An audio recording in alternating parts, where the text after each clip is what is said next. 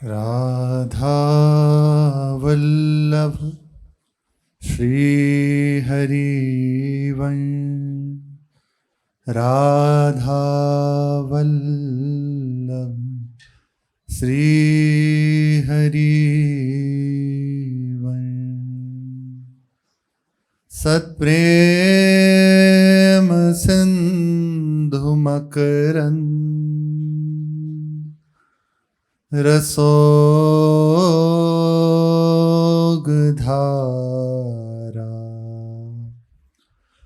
सारानज श्रमभेता स्रवदाश्रितेषु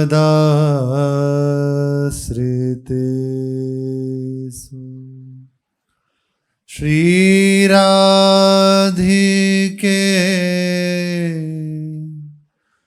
तव कदा चरणारविंद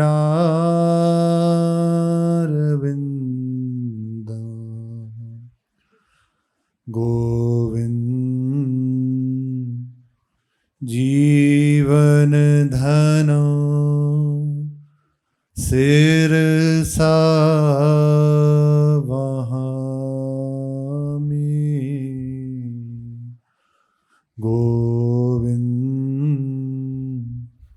जीवन धनो सिरसा वहामि। श्री राधा वल्लभ लाल की जय। परम उदार महामहिमाशाली श्री युगल सरकार निरंतर हमारे ऊपर अहेतु की कृपा बरसा रहे हैं और हम उस कृपा में भीज रहे हैं। प्रतिक्षण ऐसा अनुभव करें, हमारे ऊपर हमारे आराध्य देव की बड़ी कृपा है। ऐसा चिंतन, ऐसी कृपा की अनुभूति आपको दिव्यता से युक्त कर देगी। जहाँ ये होता है कि मैं ऐसा हूं, मेरे ऊपर तो कोई कृपा नहीं है, तो सारी व्यर्थ की बातें अंदर आने लगती हैं। बहुत विपरीत हृदय हो जाता है और केवल इतनी स्वीकृति हो जाए कि मैं भगवान का हूं, भगवान मेरे हैं, उनकी मेरे ऊपर बड़ी कृपा है, तो इसी से भागवतिक उन्नति होने लगती है। जैसी स्वीकृति वैसी अनुभूति, जैसा ही स्वीकार कर लिया जाता है वैसा अनुभव होने लगता है। केवल इतनी बात स्वीकार से कि मैं भगवान का हूं, भगवान मेरे हैं, उनकी मेरे ऊपर बहुत कृपा है, स्थिति बदलने लगती है, अनुभव में आने लगता है भगवान का दुलार, भगवान की कृपा, केवल इतनी बात मात्र से। और यदि आप उनकी कृपा का आश्रय लेकर देखें अपने जीवन को, तो केवल कृपा ही दिखाई देगी और कुछ दिखाई ही नहीं देगा। विशुद्ध कृपा भगवान की दिखाई देगी। हमें मनुष्य देह दिया, अपने चरणों में लगाया और अब अपनी ओर बढ़ा रहे हैं, अपने प्रेमी जनों से मिलाया, हमें खींच रहे हैं प्रभु। केवल विशुद्ध कृपा हमें इस दुख से निकालना चाह रहे हैं प्रभु, निकाल रहे हैं। हम तो बार बार उसी ओर भाग रहे हैं, लेकिन वे करुणा में हमें घसीट रहे हैं। हमारी गलतियों की ओर ध्यान न देकर केवल अपनी दुलार से हमें संभाल रहे हैं। ऐसा अनुभव होने लगेगा स्वीकृति मात्र से, केवल स्वीकृति मात्र से। मेरे ऊपर बहुत कृपा है, हर समय मनाना चाहिए, हर एक को मनाना चाहिए। इतनी बात हर समय याद रखनी चाहिए, मेरे ऊपर युगल सरकार की बड़ी कृपा है। चाहे जैसी अवस्था हो, ये विचार करता रहे मेरे ऊपर बहुत कृपा है, बहुत कृपा है। और वास्तविक आप देखेंगे कि बहुत कृपा है। ऐसा बल हमें मिले कि हर समय हमें ये बात बनी रहे कि बहुत कृपा है। इसके लिए और सरल उपाय है भक्तों का संग। यदि हम प्रकट में किसी संत का संग नहीं कर पाते तो उनके चरित्र का श्रवण कथन, वे भी संग ही है। हम जितनी देर जिन महापुरुष के चरित्र का श्रवण कथन करते हैं, उतनी देर वे महापुरुष हमारे साथ रहते हैं। जैसे अपने जन भाई जी के पावन प्रसंग का कथन श्रवण कर रहे हैं, तो उतनी देर हम भाई जी के साथ हैं। जो जो उनके जीवन में घटना घट रही है, अपने जन उसको श्रवण कथन कर रहे हैं। जहाँ जहाँ उनकी यात्रा हो रही है उसमें साथ हैं, मानसी से ही साथ हैं। देखो वैसी वैसी भावना बनने लगती है, ये प्रभाव है। उतनी देर हम उन महापुरुष का संग कर रहे हैं, और वर्णन है जिस महापुरुष का हम स्मरण करते हैं उसके भजन का छटांश बिना प्रयास के अपने जीवन में आ जाता है। हमारा भजन उनकी कृपा से बढ़ने लगता है। कोई प्रयास नहीं किया, केवल उनका संग किया, उनका स्मरण किया, उसी से हमारे भजन में वृद्धि होने लगती है। हमारे भजन में एक तीव्रता आ जाती है, प्रभु को पाने की एक बात आ जाती है केवल भक्त के संग से। प्रगट में यदि ऐसा सौभाग्य नहीं कि भक्त का संग मिले, तो उनके चरित्र का कथन श्रवण करें।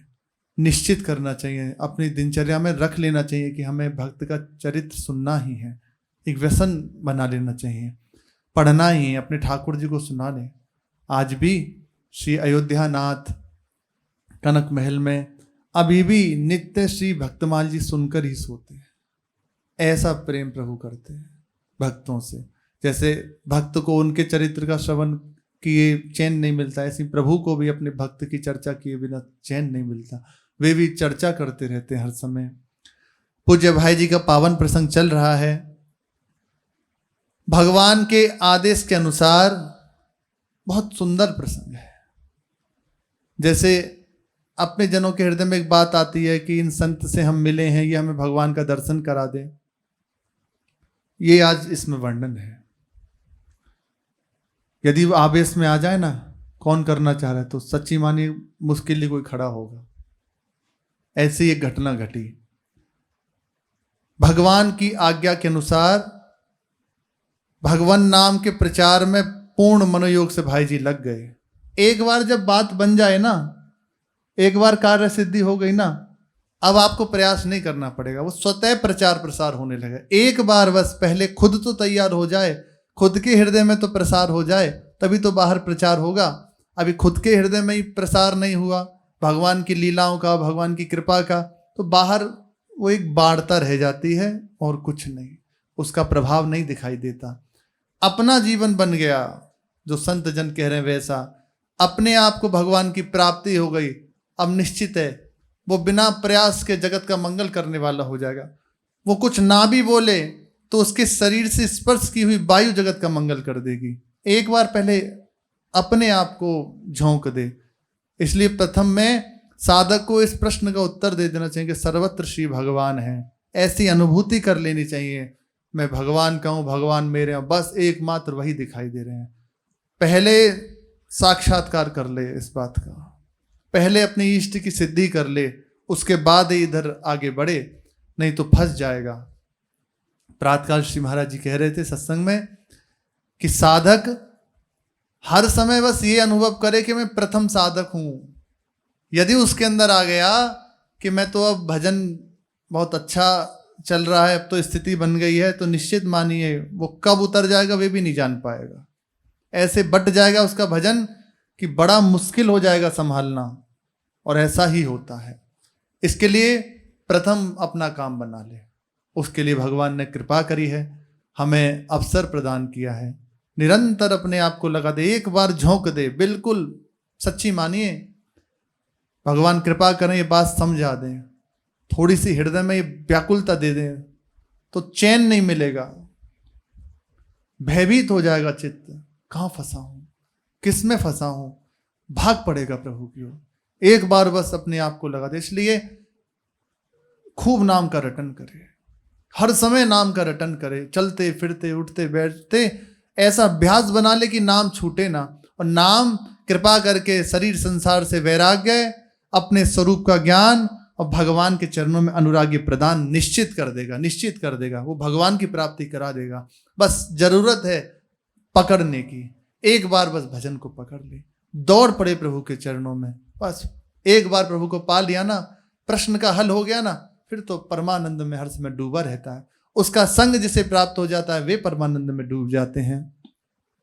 भाई जी की बात बन गई, भगवान का साक्षात्कार हो गया। भगवान आज्ञा कर रहे हैं, चलो नाम का प्रचार करो। तो भाई जी पूरे मनोयोग से नाम के प्रचार में लग गए। निवास स्थान पर नित्य प्रति संकीर्तन प्रारंभ हो गया। रात्रि में 11-12 बजे तक संकीर्तन समाप्त होता, लेकिन दीपावली आदि जो उत्सव होते उसमें रात्रि के 1:45 बजे तक भाई जी मस्ती से संकीर्तन करते रहते। श्री प्रभुदत्त ब्रह्मचारी जी 10-10 घंटे लगातार बस कीर्तन करते रहते। बड़ी बड़ी जटाएं थीं, जब नृत्य करते ना ऐसा लगता मानो साक्षात शिव जी विराजमान हो, ऐसा स्वरूप। श्री गुजरात के एक महान संत हुए नाम प्रेमी, 18-18 घंटे उद्दाम कीर्तन के साथ नृत्य करते रहते। आश्चर्य होगा कि ऐसा कैसे है। 18 घंटे लगातार नृत्य करते रहे, जबरदस्ती उनके शरीर को पकड़ के लिटाना पड़ता, उसमें भी ऐसे शरीर उछलता रहता, ऐसे शरीर। इतना प्रीति भगवान नाम में। आज भी गुजरात के कितने प्रांतों में उनके द्वारा स्थापित राम नाम मंदिर चल रहे हैं। आज भी अखंड नाम का कीर्तन वहां हो रहा है। अद्भुत है। नाम संकीर्तन कलिकाल में सर्वोपरि साधन है। अपनी दिनचर्या में भगवत कृपा से बना लेना चाहिए थोड़ी देर भगवान नाम का कीर्तन। अकेले बैठे हैं, कुछ नहीं है, ताली के साथ सहज रूप से जो स्वर आए प्रभु बस उसका भाव देखते हैं, उसी में कीर्तन करना चाहिए। देखना कीर्तन करते करते हृदय में आर्त भाव प्रकट होने लगेगा और करते करते रोना आने लगेगा, दैन्यता प्रकट हो जाएगी, प्रभु किसी योग्य नहीं हो। सहज में विनय होने लगेगी। कीर्तन बहुत सरस है, सहज है, बलात् चित्त को घसीट लेता है। रात्रि के 2 बजे तक, 1:45 बजे तक भाई जी कीर्तन करते रहते। ऐसी अवस्था है, विलक्षणता है। श्री गिरिराज जी की परिक्रमा हो रही थी, श्री महाराज जी साथ थे, तो परिक्रमा शुरू हुई। अब जैसे तैसे करके, अब शरीर में तो भारी कष्ट, ज़्यादा चल फिर सकते नहीं, पर बहुत जिद्दी स्वभाव है महाराज जी का, बहुत जिद्दी। अगर हट है करना है तो बस करना, चाहे जो हो, बिल्कुल शरीर की परवाह नहीं, बहुत जिद्दी स्वभाव के, बस चल दी। अब गोविंद कुंड से और कष्ट बढ़ा, फिर भी उसकी ओर ध्यान न देते, कहीं रुक जाते, फिर बैठ जाते, फिर चल देते। राधा कुंड आते आते भारी कष्ट, भारी कष्ट, तब चलना मुश्किल। तो कहा कीर्तन वालों को समीप बुलाओ। तो कीर्तन वाले ऐसे जो संग थे बिल्कुल ऐसे आगे चलने लगे। अब ऐसा एक अद्भुत प्रभाव हुआ कि मानो कोई खींचे ले जा रहा हो। महाराज जी ऐसे सहज में हाथ धरे हुए, कष्ट वैसे ही है और वैसे ही कह रहे हैं कि देखो ये कीर्तन का प्रभाव ऐसा लग रहा है हमें घसीटा जा रहा है। और परिक्रमा पूरी हो गई, नृत्य करते हुए परिक्रमा पूरी हुई, सहज बड़े आनंद में परिक्रमा पूरी हुई। ये कीर्तन का प्रभाव अपने जन प्रत्यक्ष ऐसे देखे, भारी कष्ट शरीर में, फिर भी आनंद से कीर्तन करते हुए पूरी हुई। अद्भुत प्रभाव है कीर्तन का। स्वाद नहीं मिलता अपने जन, तो इसलिए एक सहज में कि ठीक है समय पूरा करना है, पर आप थोड़ा सा चित्त जोड़ के कीर्तन करें ना तो बड़ा आनंद मिलने लगेगा। कैसा भी कोई बिल्कुल पत्थर हृदय का हो वो भी थिरकने लगेगा। कीर्तन का है ही ऐसा प्रभाव, जहां भाव से कीर्तन होने लगा उच्च स्वर से, तो कोई भी हो कैसा भी हो उसका चित्त डोलने लगता है। और कीर्तन की बड़ी अद्भुत महिमा यह है, जिसके भी कान में जाता है उसका मंगल हो जाएगा। शरीरधारी जितने हैं उन सब का, पाषाण आदि जो भी उनका भी मंगल हो जाता है। वे जो स्थान है वे अद्भुत प्रभाव से युक्त हो जाता है। ये वायुमंडल परम पवित्र हो जाता है, उसमें जो भी प्रवेश करता है उसके हृदय में भागवतिकता जागृत हो जाती है। ये कीर्तन का बड़ा विलक्षण प्रभाव है। जैसे ये स्थान है, यहाँ प्रवेश करेंगे तो आपके चित्त को सहज एक शांति मिलने लगेगी। आपको लगेगा कि मैं किसी जलन से युक्त था, आप शांत हो रहे हो, सहज आपका चित्त समाहित होने लगा। इस स्थान का प्रभाव है, क्योंकि निरंतर यहाँ भगवान नाम का रटन, भगवान कीर्तन, प्रभु का जस गायन, प्रभु की सेवा यहाँ हो रही है, हर समय यहाँ बना हुआ है। क्यों? इसी कारण से ये स्थान परम पवित्र हो गया है। यहाँ की आप शांति से बैठ जाइए, केवल चुप होकर कुछ ना कीजिए, केवल बैठ जाइए, आपका विक्षिप्त चित्त शांत हो जाएगा। ये प्रभाव है यहाँ का। संकीर्तन कराते रात्रि के 2 बजे तक। अंत में भाई जी ने कहा, भगवान के नाम का कीर्तन कराने से अनंत लाभ होता है। वर्णन में नहीं है कितना लाभ होता है, अनंत लाभ होता है। भगवान अधीन हो जाते हैं। कीर्तन की ध्वनि जहां तक जाती है वहां तक के सभी जीव जंतु पवित्र हो जाते हैं। सभी जीव जंतु पवित्र हो जाते हैं, चाहे कोई हो। ऐसा नहीं कि मनुष्यों को ही लाभ मिलता है, जिसके भी कान में भगवान नाम कीर्तन पड़ा उस सबका मंगल हो जाता है। वास्तव में कीर्तन की महिमा अनिर्वचनीय है। अनंत महिमा कीर्तन की है। भगवान अधीन हो जाते हैं, भगवान नृत्य करने लगते हैं। हमारे ब्रजमंडल में कुछ समय पूर्व की घटना है। कुछ संतों ने एक स्थान पर रहकर भजन करना प्रारंभ किया। वे सुबह 6 बजे से और रात्रि के 9 बजे तक कुटी में चले जाते, एक कुटी में रह के भजन करते 6 बजे से रात्रि के 9 बजे तक। उसके बाद जब निकलते तो कुछ आहार लेते और फिर पूरी रात्रि कीर्तन करते, ना निद्रा ना कुछ। फिर सुबह के कुछ समय तक कीर्तन किया, फिर अपनी दिनचर्या करी, फिर से भजन में बैठ गए। 6 महीने ऐसी अवस्था हुई कि भगवान प्रकट हो गए। तो एक संत से कहा, हम आए हैं। वे ऐसे ही नृत्य कर रहे थे हाथ उठा के, हम आए हैं, दर्शन कर लो हमारा। तो कहा, प्रभु आप आए हो, बड़ी कृपा करी, एक कार्य कीजिए, आप भी हमारी तरह हाथ उठाइए और नृत्य करना प्रारंभ कर दीजिए। यह है कीर्तन की महिमा। इतना आनंद मिला कि प्रभु आप भी बस इसमें उन्मत्त होइए।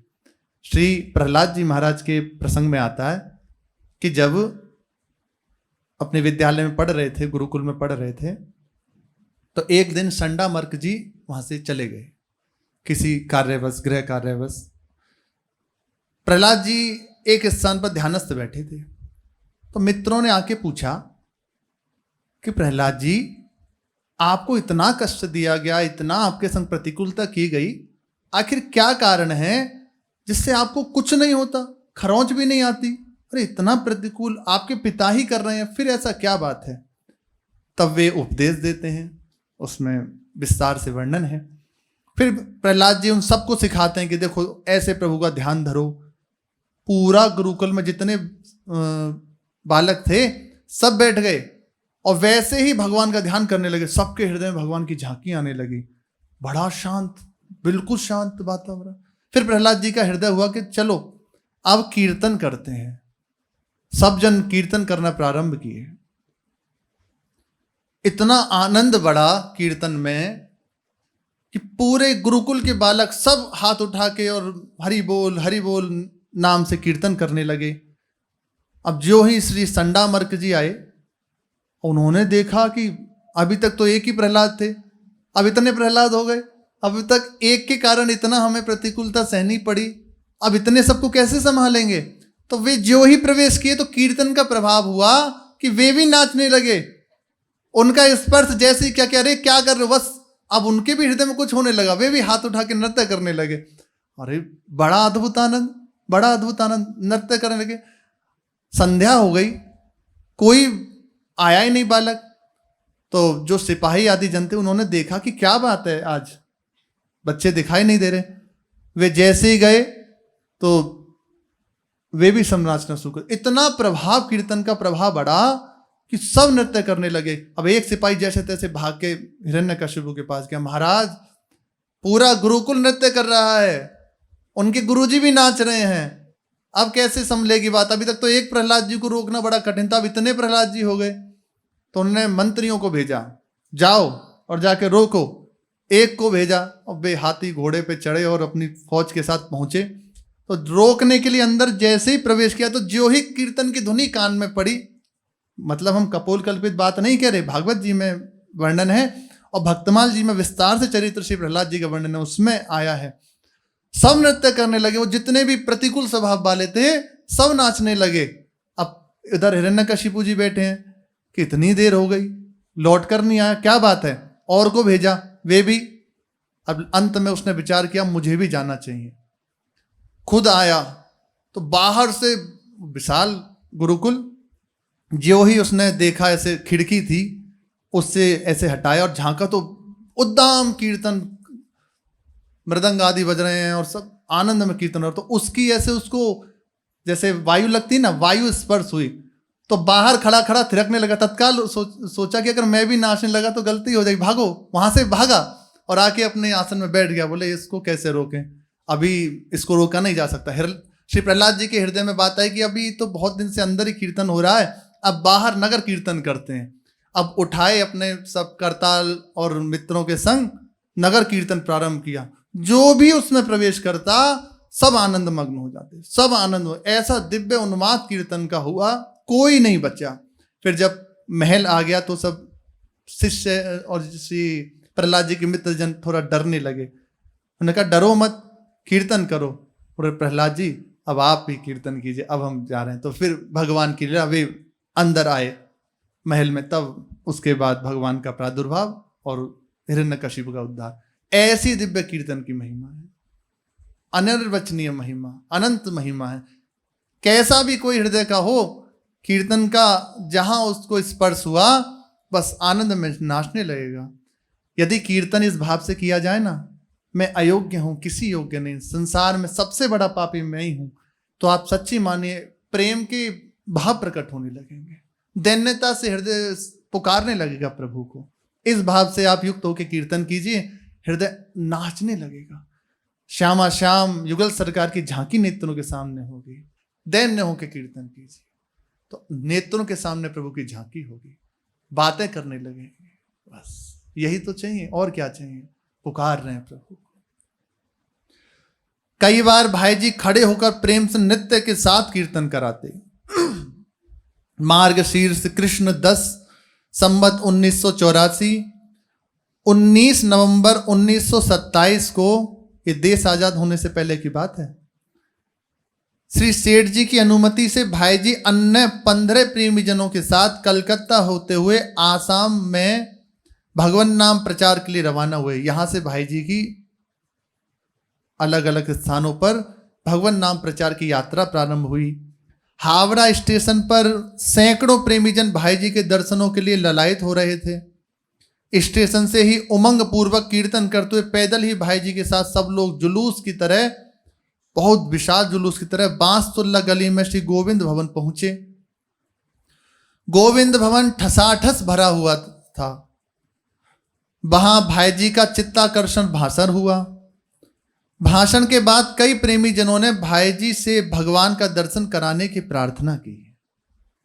बहुत आग्रह करने पर भाई जी ने मानो भावाविष्ट होकर कहा कि जो सच्चे हृदय से भगवान के दर्शन करना चाहता हो वह खड़ा हो जाए। भावाविष्ट थे इस समय, आवेश से युक्त। चाहे जो भगवान का दर्शन करना चाहे खड़ा हो जाए, जिसे भी भगवान का दर्शन चाहिए। अमोघ वाक्य ना जाने किस भगवत प्रेरणा से निकला। उस समय सब लोग भय के मारे बैठ गए। हिम्मत नहीं हो किसी की कि खड़ा हो जाए। ये है केवल आपका चित्त जब तक तैयार नहीं है ना, तो सामने हो तो आप नहीं देख सकते। इसीलिए तो पहले साधन बताया जाता है, ऐसे चलो, ऐसे करो, ऐसे नियमावली बताई जाती है। हमारा चित्त तैयार होता है, हम पाने के लिए, प्रभु को पाने की योग्यता से युक्त होते हैं। नहीं तो कोई कहे ना चलो आज भगवान का दर्शन कराते हैं, ऐसा करना होगा, तो भीड़ छट जाएगी। कोई एक बिरला दुर्योधन के सामने थे भगवान, लेकिन कहता था माया भी है। विराट रूप दिखाया, लेकिन फिर भी कह रहा है कि माया भी है। जब तक आपका चित्त पूर्ण श्रद्धा विश्वास से युक्त नहीं है, तब तक आपके हृदय में प्रबल लालसा भगवान के दर्शन की नहीं है, तो नहीं हो सकता। और प्रबल लालसा भगवान के दर्शन की है तो डांटे, फटकारें, मने करें, जाओ तुम व्यर्थ की बातें करो, तब भी आप हटोगे नहीं। ये जो वृंदावन की घटना है, एक साधक ने सुना कि यदि संत का उच्छिष्ट पालें तो भगवान का दर्शन हो जाता है। यहां बात है हृदय तैयार है कि नहीं, और उसके हृदय में इतनी व्याकुलता थी कि मैं भगवान का दर्शन करना चाहता हूं। यदि संत जन कृपा कर दें, उनका उच्छिष्ट पालूं, तो निश्चित भगवान का दर्शन हो जाएगा। तो छिपी गली है, उधर एक संत का आश्रम पहले समय हो गया, उस समय था। वे साधक घूमते हुए, वो संध्या को सत्संग करते थे संत भगवान, उनके समीप पहुंचा। वहां जाकर उसने प्रार्थना की कि मुझे एक बार संत से मिला दीजिए। ठीक है, संध्या हुई, सत्संग हुआ, सत्संग के बाद उससे मिले। उसने बताया कि मेरे हृदय की ऐसी भावना है, यदि एक बार आप अपना उच्छिष्ट दे दें तो मुझे भगवान का दर्शन हो जाए। उन्होंने ऐसे सहज में थोड़ी संत जन देते हैं, बहुत करुणा कृपा जब होती है तब उनका उच्छिष्ट मिलता है। नहीं नहीं, ऐसा नहीं होता, भजन करो तब भगवान का दर्शन होता है, इससे थोड़ी होता है। पर उसकी इतनी प्रबल श्रद्धा थी, वो वहीं रहने लगा। अब वो देखता कि किस समय प्रसाद पाएंगे। एक दिन उसको अवसर मिला, वे भी बड़े सतर्क रहते, प्रसाद पाते तत्काल उसको पूर्ण रूप विश्राम कर देते ताकि अवशेष ना रहे। एक दिन प्रसाद पा रहे थे और किसी से वार्ता करने लगे प्रसाद पाते हुए, और वो साधक ने देख लिया, दौड़ता हुआ वहीं से उनकी थाली में से हाथ मारा और मुंह में वो प्रसाद ले लिया। श्रद्धा की बात कह रहे हैं, प्रबलता की बात कह रहे हैं, हृदय की विकलता ही कह रहे हैं। बस जो ही मुख में प्रसाद लिया, वो उच्छिष्ट उनका मूर्छित होकर गिर गया। अब जैसे तैसे उसको पंखा वंखा झला, पानी की छींटें मारी, बहुत देर तक वो ऐसी अवस्था में रहा। फिर उठा, उससे पूछा तुमने ऐसा क्यों किया? तो आंखों से अश्रु, अब बोला जा नहीं रहा। तो कहा कि मेरे ऊपर आज कृपा हो गई, जो मेरे हृदय में बात थी आज पूर्ण हो गई। तो उन संत भगवान ने पूछा क्या हुआ? आज आपकी कृपा से मुझे श्री कृष्ण का दर्शन हो गया। प्रबलता, हृदय की दृढ़ श्रद्धा तो रंग ला देती है। कहीं विश्वास आप कर लें, वहीं से प्रभु प्रकट हो जाएंगे। श्री पूज्य पादुरिया बाबा के प्रसंग में आता है, एक साधक के हृदय में था कि बाबा ही साक्षात श्री कृष्ण है, बाबा चाहे तो मुझे श्री कृष्ण का दर्शन करा सकते हैं। अब वो खान पान उसने छोड़ दिया।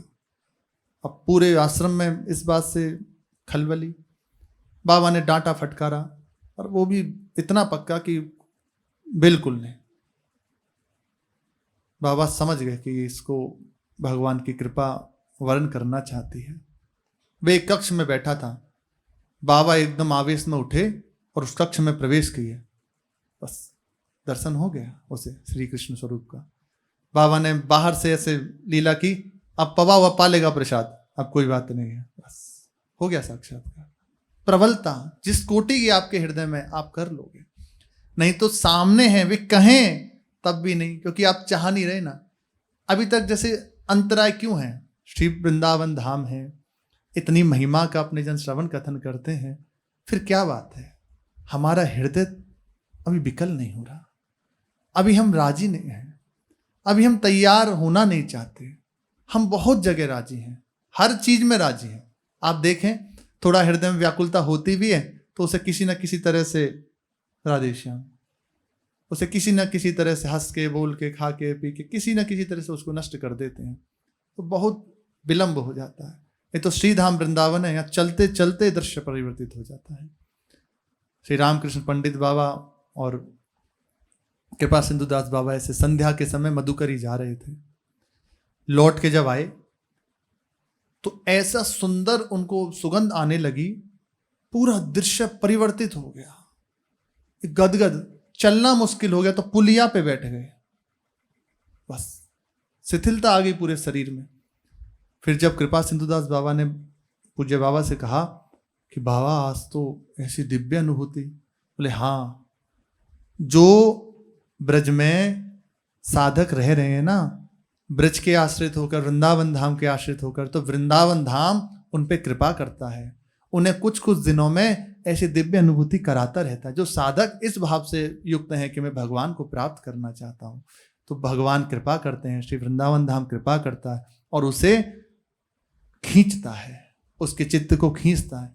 ये ऐसा यहाँ सहज है, सहज है, सहज में परिवर्तित हो जाए चित्त।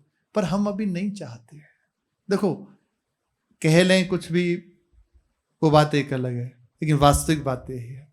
जिस समय आप सच्चाई से चाह लोगे ना, मैं बस भगवान को पाना चाहता हूं, चाहे जो हो जाए, बस सारी परेशानियां सब दूर, वो ध्यान ही नहीं जाता उधर, केवल प्रभु को देखना चाहता। तो प्रभु तो बस यही चाहता कि तुम चाह लो मुझसे मिलना, वो सामने है, नहीं तो सामने हो तो भी बड़ा अंतराय है। भाई जी से प्रार्थना की कि हमें भगवान का दर्शन करा दीजिए, बहुतों ने प्रार्थना की। भाई जी एकदम भावाविष्ट हुए और कहा जो भी भगवान का दर्शन करना चाहता है खड़ा हो जाए। ऐसी भगवत प्रेरणा से वाक्य निकला। उस समय सब लोग बैठे थे, केवल एक डूंगर मलजी लोहिया खड़े थे, एक बस खड़े हुए। बेबी थोड़ी देर में जब देखा सब बैठे हुए तो वो भी बैठे गए। उनके हृदय में एक भय भी था कि पता नहीं भगवान का दर्शन करने में क्या हो जाए, अभी प्राण छूट जाए या जो हो जाए।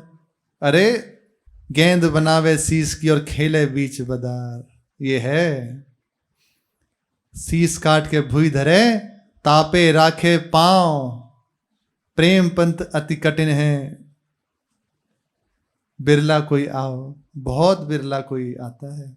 शरीर सिर काट के जमीन पे रख के और स्वयं का पैर उस पे रखना, ये है अपना अस्तित्व को मिट्टियां मेट कर देना। हमारे प्रभु जो युगल सरकार है ना, वो केवल उसी को मिलते हैं जिसने अपने अस्तित्व को मिटा दिया है। देखो मिट तो जाएगा, आज भगवान की कृपा से संतों का आश्रय लेके मिटा दो, या फिर माया मिटा देगी। मिट तो जाएगा, बचेगा तो है नहीं कि हम अमुक हैं, हम अमुक हैं, अमुक जाति के, हम अमुक वर्ण के, हम इतनी विद्या पाए हैं या ऐसे हैं। कुछ नहीं रहेगा, कुछ नहीं रहेगा। भगवान के आश्रित हो गए, भगवान की शरण में पड़े हैं, केवल भगवान ही हमारा परिचय रह जाए, भगवान ही हमारा अस्तित्व रह जाए, बस वे जीत जाएगा, वे जीत जाएगा। बेबी घबरा के बैठ गए। अब तो सब सूम, एकदम सन्नाटा, कुछ नहीं, कोई भी खड़ा नहीं हुआ। इसी प्रकार कई स्थानों पर इस तरह की घटनाएं भाई जी के जीवन में हुई, कई बार हुआ। देखो अगर कोई खड़ा हो जाए तो भाई जी करा देते, पर जब तक आपका चित्त तैयार नहीं ना, तब तक बहुत मुश्किल है। भाई जी ने कलकत्ता, नलवाड़ी, गुवाहाटी, शिलोंग, तिनसुकिया, डिब्रूगढ़, नौगांव, भागलपुर आदि स्थानों की यात्रा बहुत ही उमंग से संपन्न की और उनके भगवान नाम के प्रचार को देखकर लोगों को 400 वर्ष पूर्व श्री चैतन्य महाप्रभु के भगवान नाम प्रचार की पुनरावृत्ति प्रतीत होने लगी। अलग अलग स्थानों पर जाकर भगवान नाम कीर्तन, भगवान नाम का प्रचार। गीता जयंती वाले दिन कलकत्ता में विशाल जुलूस निकला। कलकत्ते की सड़कों पर नृत्य करने का भाई जी का यह पहला और अंतिम अवसर था। कलकत्ते में भाई जी की भेंट स्वतंत्र के संपादक पंडित अंबिका प्रसाद वाजपेयी और भारत मित्र के संपादक श्री लक्ष्मी नारायण गर्दे से हुई। यात्रा में कल्याण संपादन का कार्य भी चालू रहा। यात्रा में साथ चलने वालों के लिए नियम बनाए गए थे, जिनका पालन सभी उत्साह से करते थे। पहला नियम, भगवत गीता के एक अध्याय का पाठ करना नित्य है। ध्यान नित्य नियम पूर्वक करना, दूसरा नियम। तीसरा, हरे राम वाले 16 मंत्र की नित्य 14 माला जप करना। चौथा नियम, संध्या दोनों काल की करते समय एक एक माला गायत्री मंत्र का जप करना। पांचवा, हाथ से बुने हुए कपड़े पहनना। छठा, मिठाई ना खाना। सातवां, तंबाकू नहीं पीना। आठवां, ब्रह्मचर्य पालन करना। नवा, असत्य ना बोलना। 10वां, वेशभूषा में शौकीनी ना करना। 11वां, नौकरों के साथ ना रखना, नौकर को साथ ना रखना। 12वां, अपना काम बने जहां तक अपने हाथ से करना। 13वां, खर्च स्वयं अपना ही करना, दूसरे के खर्च पे नहीं चलना। यथासंभव क्रोध ना करना। 14वां। 15वां, नियत समय पर सोना और उठना। 16वां, मान बढ़ाई ना चाहना और ना स्वीकार करना। 17वां, किसी से शारीरिक और आर्थिक सेवा ना कराना। 18वां, विरोध शांति पूर्वक करना। उस समय जो माहौल था उस हिसाब से। 19वां, अपने मत का अभिमान ना करना। 20वां, परस्पर शरीर से बचना। गोरखपुर लौटने के लगभग 15 दिनों बाद ही भगवान नाम प्रचार की दूसरी यात्रा निकली। 1984 31 दिसंबर 1927 को बंबई के लिए प्रस्थान किया भाई जी ने। वहां भाई जी के नेमाणी जी के बाड़ी में ठहरे। वहां भाई जी नेमाणी जी के बाड़ी में ठहरे। सत्संग भवन में सत्संग का आयोजन हुआ। बंबई के प्रेमी इनकी प्रतीक्षा बड़े चाव से कर रहे थे। घर घर घूमकर जप के लिए प्रार्थना भी की भाई जी ने। दादी सेठ अज्ञारी लेन में 400 माला हरे राम मंत्र की नित्य जपने का वचन मिला। 400 माला हरे राम मंत्र की जप करने की नित्य। अरे इतना भजन रोज हो तो यहां तक छक जाए। अपने स्नेही श्री यादव जी महाराज एवं रामानुज पीठाचार्य श्री अनंताचार्य जी से भाई जी मिले। संपादकीय विभाग साथ होने से कल्याण के काम में भी कोई रुकावट नहीं। इतनी व्यस्तता होने पर भी कल्याण का कार्य निरंतर कर रहे हैं। अलौकिक महापुरुष। बंबई में भाई जी वहां से माघ कृष्ण 2 संवत 1984 9 जनवरी 1928 को अहमदाबाद पहुंचे। भाई जी वहां जमुना लाल जी बजाज की पत्नी काका कालेलकर महादेव भाई देसाई एवं मीरा बहन इंग्लैंड नौसेनापति की पुत्री थी, इनसे मिले। शाम को साबरमती आश्रम में गांधी जी की प्रार्थना सभा में सम्मिलित हुए और वहीं गांधी जी से एकांत में रात्रि 9 बजे तक वार्तालाप किया। भगवान नाम प्रचार में साथ रहने वालों के नियम सुनकर गांधी जी बहुत प्रसन्न हुए और इस प्रचार कार्य की बहुत प्रशंसा की। भाई जी ने गांधी जी से प्रार्थना की कि आप कल्याण के लिए एक लेख लिखा करें और उसे सहर्ष स्वीकार कर लिया गांधी जी ने। अहमदाबाद से भाई जी बोराबड़ जोधपुर गए। वहां चैतन्य संप्रदाय के महंत श्री मुकुंद दास जी से हार्दिक मिलन हुआ। इसी गांव से होली के जप यज्ञ में 3.5 करोड़ हरे राम मंत्र जपने का वचन सबको दिलाया। भाई जी ने कई जगह ऐसे विधियां लिखी हैं कि यदि इतना इतना जप किया जाए तो भगवान का दर्शन हो सकता है। देखो, आप कहेंगे कि कई बार महाराज जी ने तो मना किया कि ऐसा नहीं। उसमें विशेष बात जो है इतना जप करने का, जैसे जैसे भगवान नाम का जप होगा ना तो नाम चित्त को खींचेगा। यदि सावधानी पूर्वक नाम जप किया जाए, वो हमारे अहम को, हमारी जो स्वीकृतियां उनको घसीटेगा और भगवान के चरणों में समर्पित कर देगा। हमारे हृदय को ऐसा बना देगा कि भगवान के लिए रोना आ ही जाएगा। इसीलिए नियम बताया गया, इतना नियम, ऐसा जब पूरा चित्त वृत्ति उसमें लग जाएगी, मुझे बस जप करना है। जैसे आपका नियम है 1 लाख नाम जप करने का, तो अब पूरा चिंतन इसी बात में है कि मुझे इतनी संख्या जप करनी, और इतनी संख्या का जप होगा तो क्या होगा, उससे वो उतरेगा हृदय में। जैसे जैसे उतरेगा तो नशा चढ़ने लगेगा। अब केवल 1 लाख संख्या नहीं रह जाएगी, अब वो निरंतरता में आने लगेगा उसी से। हर समय बस वो सो रहा है, जग रहा है, हर समय नाम, और इसी से तो प्रभु की प्राप्ति होती है। निरंतर जो प्रभु से युक्त है, सतत प्रभु से युक्त है, उसी को भगवान की प्राप्ति। भगवान कह रहे मैं उसके लिए सुलभ हो जाता हूं। जो मेरे से युक्त है सतत, उसके लिए मैं सुलभ हो जाता हूं, सुलभ हूं उसके लिए। बस इसीलिए नियमावली बताई गई है। इतना जप, 14 कोटि जप, 3.5 करोड़ जप, ये इसीलिए वर्णन किए गए हैं कि आपका चित्त पूरी तरह भगवान के भजन में लग जाए और वो आपकी एक एक वृत्ति को घसीट लेगा। भगवान की प्राप्ति भगवान के चिंतन से होती है। और ये जो नियमावली है ना, ये पूरा चिंतन को घसीट लेगी। हर समय बस नाम ही छाया है। अब जैसे जो 1 लाख नाम जप करेगा तो बाकी समय खाली थोड़ी रहेगा। आप बताओ, आप जितना माला जप करते हैं उसके बाद आप ऐसा थोड़ी कि अब बस करना ही नहीं है, उसके बाद करते तो हैं ही है ना। तो वो क्या हो रहा है, वो जप, वो संख्या, वो नियम आपको बांध रहा है, आपके चित्त को घसीट रहा है। बस नियम पूर्वक यदि किया जाए तो निश्चित सफलता प्राप्त होती है। होली के जप यज्ञ में 3.5 करोड़ हरे नाम मंत्र जप करने का वचन दिलाया इसमें भाई जी ने। वहां से एक दिन मूढ़वा होते हुए माघ कृष्ण 6 संवत 1984 को प्रात बीकानेर पहुंचे। स्टेशन पर भाई जी का भव्य स्वागत हुआ। दूसरे दिन नगर संकीर्तन का आयोजन हुआ। 4 दिनों के प्रवास काल में शहर में संकीर्तन की धूम मच गई, खूब आनंद।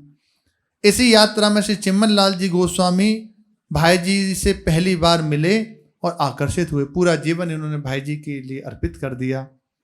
भाई जी बीकानेर, रतनगढ़, सरदार शहर, छापर, साड़वा, बिदासर, सुजानगढ़, लोसल, मौलासर, डिडवाना, चुरू, भिवानी, रोहतक में भगवान नाम प्रचार की धूम मचाते हुए दिल्ली पहुंचे।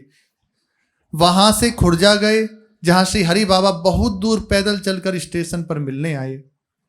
वहां से फिरोजाबाद, कानपुर, लखनऊ आदि स्थानों में भगवान नाम की मंदाकिनी बहाते हुए फागुन कृष्ण 1 संवत 1984 को गोरखपुर लौट आए। हर समय कीर्तन की धूम।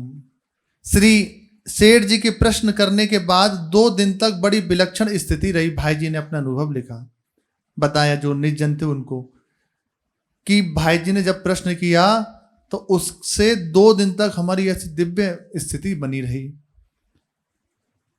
मैदान में कीर्तन के समय भी विचित्र स्थिति हो गई।